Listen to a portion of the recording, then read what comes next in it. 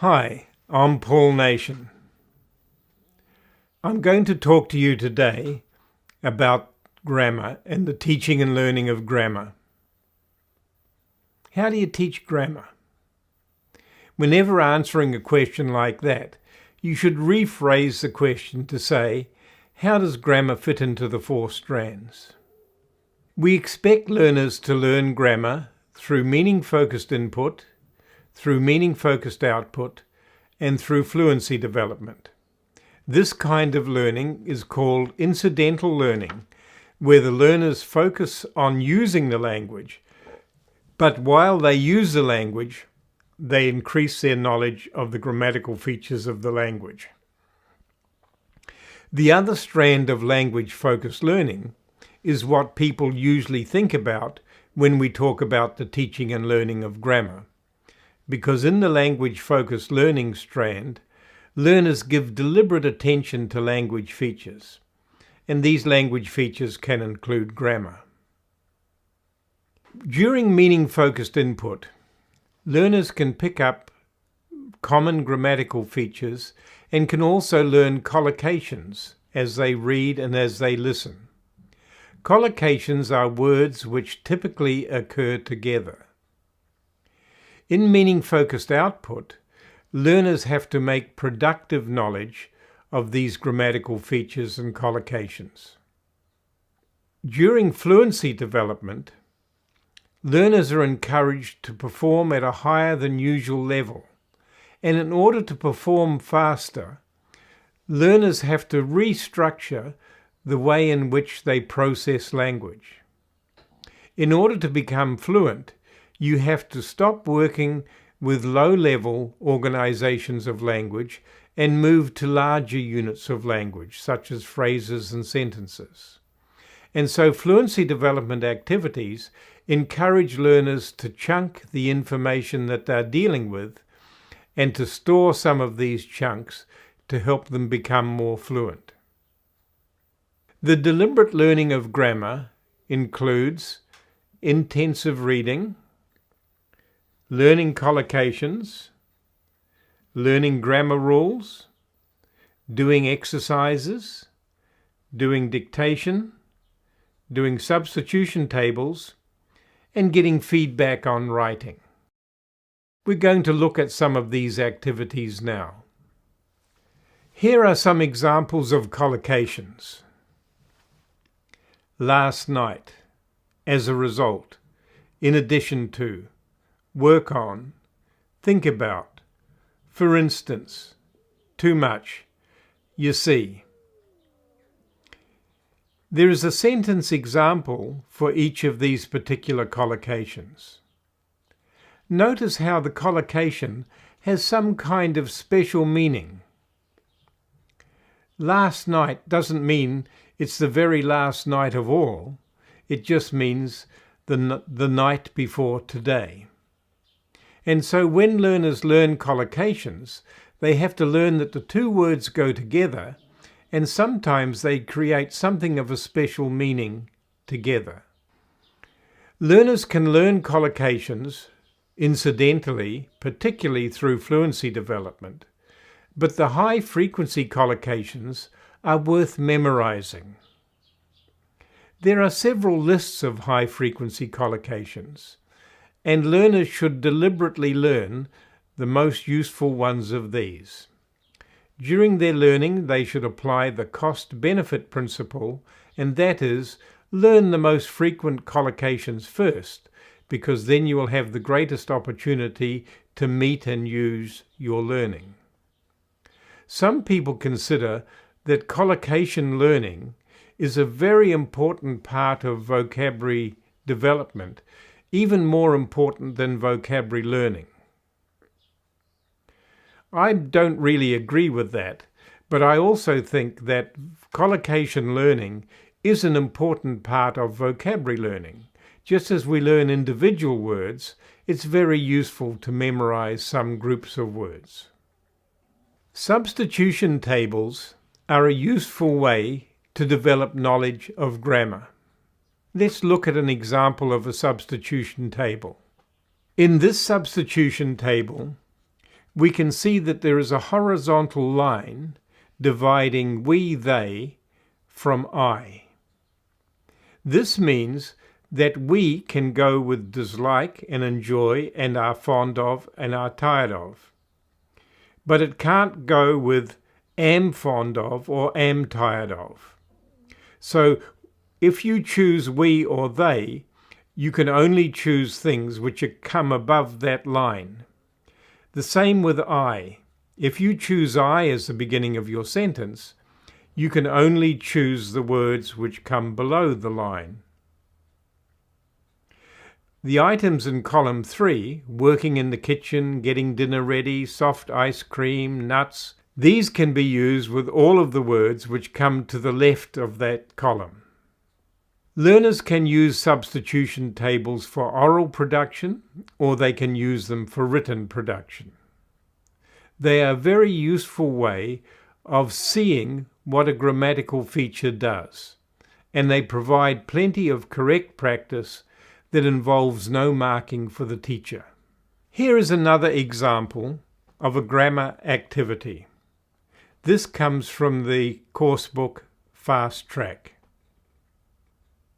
In this activity, one person reads a response. The other person has to make a question for that response. So we look at, I washed the dishes after dinner. Now, what question is that response replying to? What do you do after dinner is a possible question. Similarly, with number 2, I study before I go to bed. The question could be, what do you do before you go to bed? Another question is also possible, when do you study? So activities like this encourage the learners to do retrieval and give them some guidance in making grammatical constructions which they need some practice with. In this case, the exercise practices question. When you do such an exercise, it's quite useful to come back to the exercise again a week or 2 later and see if you can remember the answers or the questions that you provided during that activity. Doing repeated retrieval of things that you need to learn is a very good way of making sure that the learning sticks in your mind. Here's another activity, also from the coursebook Fast Track. This is a completion activity. The learners have to find words from their own memory to fill the blanks. Do you enjoy? And they can fill in with something like swimming, or eating ice cream, or fast food.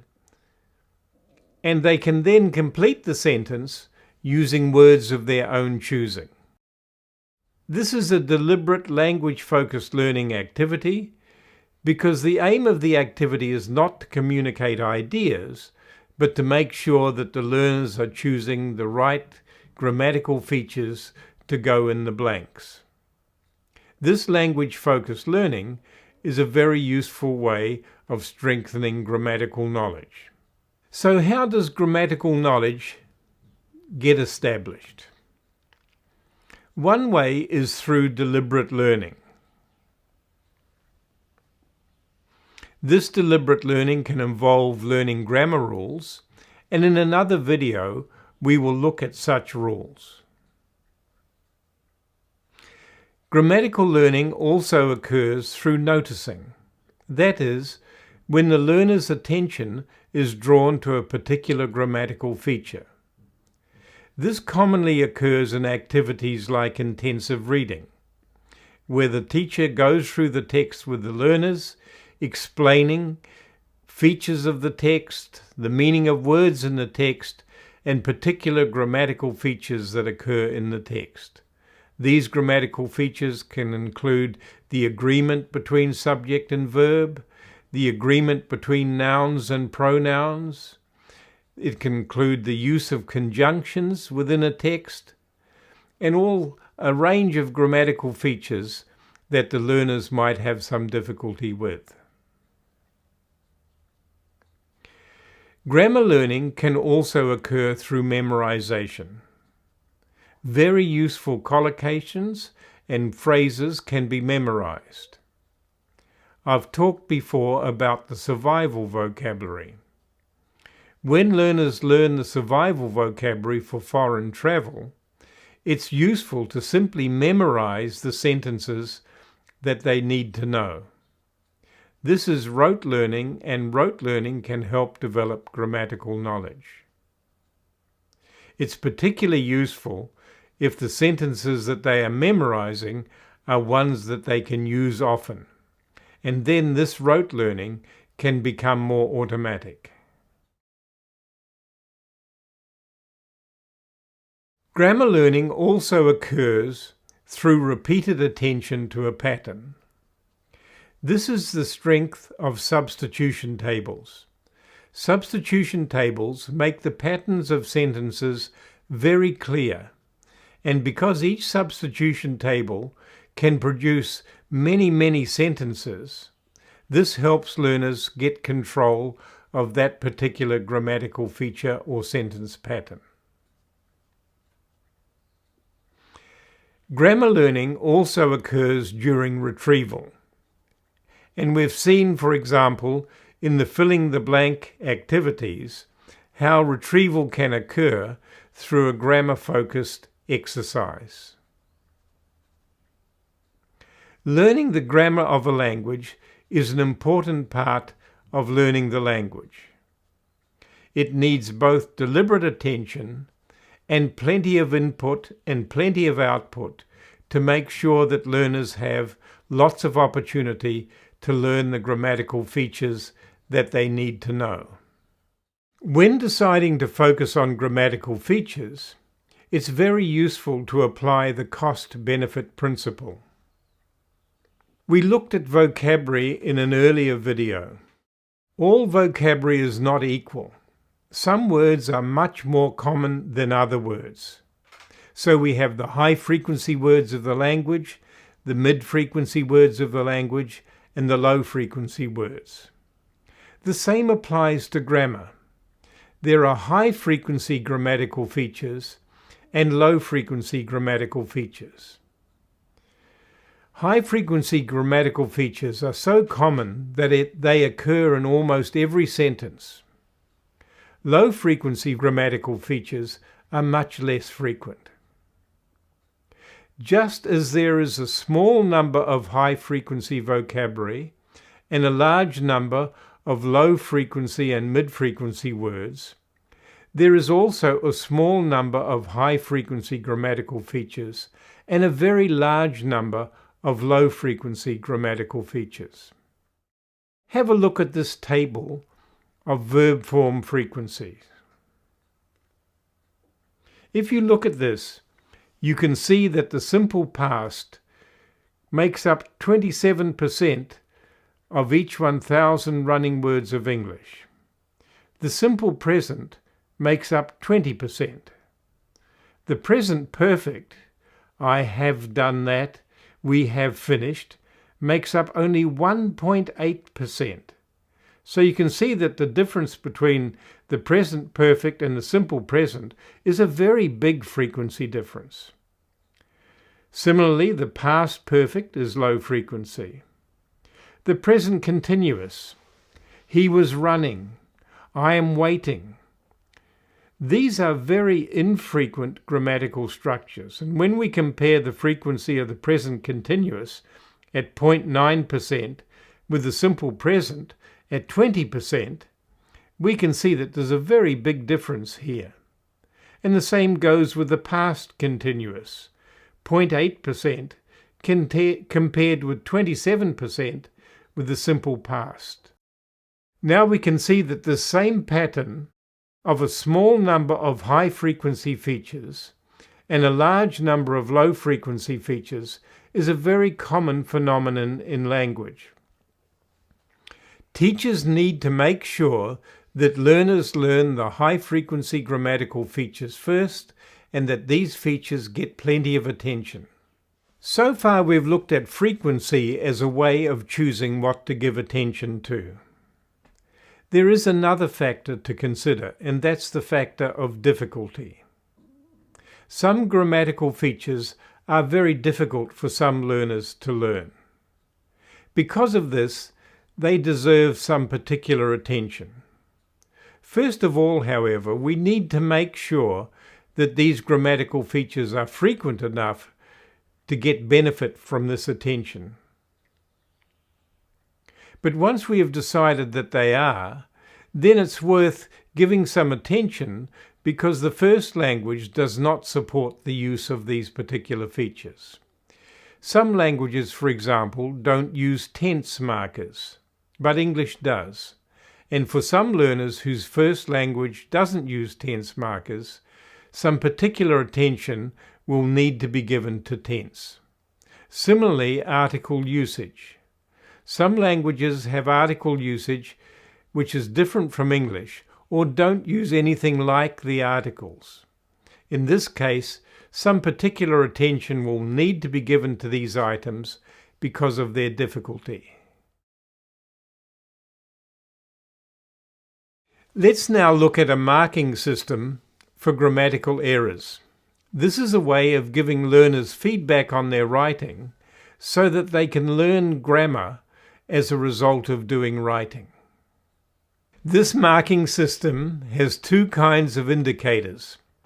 There is a symbol or letter in the margin that indicates the kind of error, and there is a mark in the text which indicates where the error occurs.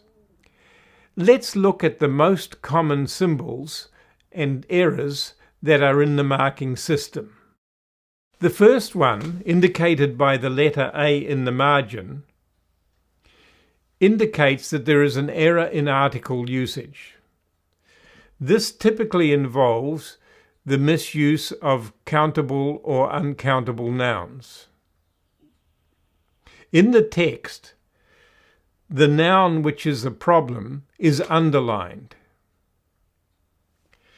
The letter J indicates there's an error with conjunctions or joining words. That could be that there are too many conjunctions or a conjunction is missing, it's needed. The mark in the text can be a crossing out of an unnecessary conjunction or an insertion mark showing that something needs to be added there. The letter AGR is short for agreement. An agreement means that the subject and the verb must agree with each other, or the pronoun and a noun must agree with each other, or the determiner and a noun need to agree with each other. The mark in the text is a box around one of the items that must agree, connected by a line to another box around the item it has to agree with. SP indicates spelling. In the text, this can be shown by a diagonal mark through the misspelt word. V indicates verb group, and the items in the verb group don't agree with each other. So someone might write can going when really they should write can go. The two items that should agree with each other in the verb group have a circle around each item joined by a line. VF indicates the wrong verb form. That is, it should either be present or it should be past. In the text, the error is circled. NS means not a sentence. That means that a very important part of the sentence, such as the subject or the verb or an object, is missing.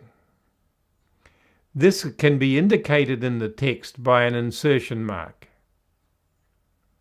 P is for punctuation, and it means that we need a full stop or a question mark or some other appropriate punctuation mark. The place of the error is circled in the text. When teachers give learners work back to them with the marks on the piece of paper that they've written on, the learners need to try to correct their own errors. Sometimes they'll have problems with this correction, and so the teacher needs to teach them strategies for dealing with particular kinds of errors. Now we're going to look at two such strategies, one dealing with article usage and countable and uncountable nouns, and the other dealing with joining words or conjunctions. The mark in the margin for an error with countable or uncountable nouns or article usage is a letter A, and these errors are underlined in the text. If the learner sees a letter A in the margin of their writing, they should go and look at the noun which is underlined, and then they need to ask themselves these questions. The learners need to memorize these questions, because this is a self-checking strategy and a self-correcting strategy for article usage. The first question is the noun countable or uncountable? That is, can I say 1 book, 2 books, 3 books? Or can't I say that? If it's a noun like sugar, which is uncountable, you can't say 1 sugar, 2 sugars. So the first step then is the learner deciding whether the noun is countable or uncountable. The second step involves looking at the noun if it is countable and saying, do I mean 1 or more than 1? So if the noun is countable, do I mean 1 thing or do I mean several things? If the answer is, I mean more than 1, then I have to put the noun in a plural form with an S after it. If I only mean 1, then I have to look carefully at the articles in front of the noun. If the noun is a singular noun, does it have a, the, or a similar word in front of it? Part of the learning of this strategy for correcting article usage with countable and uncountable nouns is knowing what are the words which are similar to the articles a and the. And these include words like this, that, my, your, John's, each, every. And the learners need to build up a list of the words which can come in front of singular countable nouns. The learners need to practice this self-checking strategy. They need to understand the grammar behind it, and then they need practice in applying it to their own writing so that they can correct their own errors. Developing this strategy takes quite a bit of time. The learners have to understand the grammar and learn how to apply it. And the teacher needs to get the learners to memorize the 4 rules or the 4 steps in this particular procedure. Once the learners are in control of this checking strategy, then they are capable of correcting most of their article usage and countable and uncountable errors themselves. And because every sentence contains a noun, this strategy is a very useful checking strategy. Let us now look at a checking strategy for the use of joining words or conjunctions. Sometimes learners put too many conjunctions in a sentence. Although I wanted to go there, but I couldn't do it. Sometimes they have 2 sentences together without a conjunction. And they really need a conjunction because you have 2 sentences, each with a finite verb, and therefore they need a conjunction to join those 2 sentences. So let's look at the checking procedure for this kind of error. The symbol for this kind of error is the letter J in the margin, and in the text it is marked by a crossing out mark or an insertion mark. indicating that you need to get rid of a conjunction or that you need to add one. Here are the steps in the checking. Number 1. Where are the finite verbs in the sentence? Learners need practice in recognizing finite verbs. Finite verbs are verbs which change their form when we change the time or we change the number that is referred to in the sentence. If we can change the verb from past to present or present to past, then that verb that changes is a finite verb. A finite verb can also change if we change the person of the subject. So if a verb changes when we change I to he or you to she, and we have to put s or take away an s, then that verb is a finite verb. So learners need to get practice in recognizing finite verbs. The second step is to count the number of finite verbs in the sentence. The third step is applying the rule. The next step is applying the rule. And the rule says there must be one less joining word than the number of finite verbs. Learners need to memorize this rule. So if there are 2 finite verbs in the sentence, there will be one joining word. If there are 3 finite verbs in the sentence, there will be 2 joining words. If there is only 1 finite verb in the sentence, there should not be any joining words.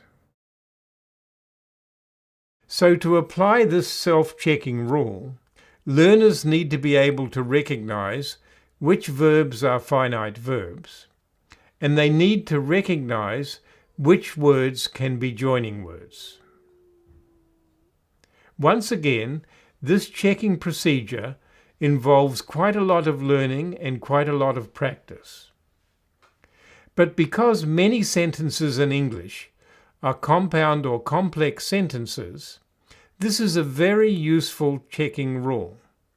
And if learners have problems with the use of conjunctions and finite verbs, this rule can help them overcome this error. There are other checking rules that can be applied, for example, to the creation of verb groups.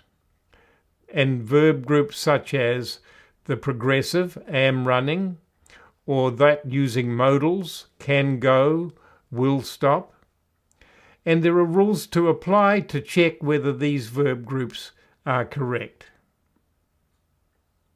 Self-checking rules allow learners to consciously correct their own grammatical features. It increases their noticing of important grammatical features and thus helps improve their knowledge of the grammatical system of English so they can use it